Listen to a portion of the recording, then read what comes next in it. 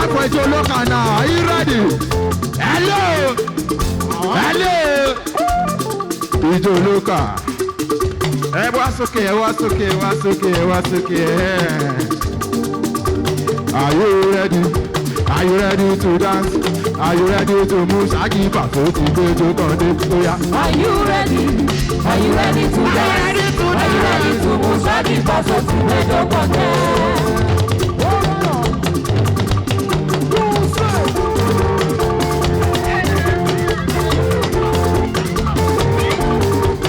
Are you ready? Are you ready to dance?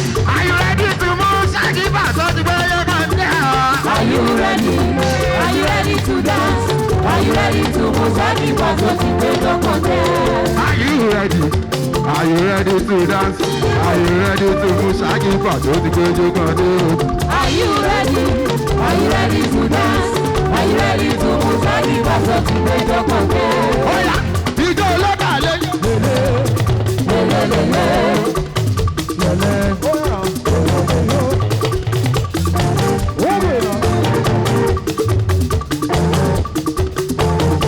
Ijó local lẹ́yìn. Ijó local lẹ́yìn. Ṣolè jójó local. Oya kọ́wọ́ sókè. Ijó local lẹ́yìn.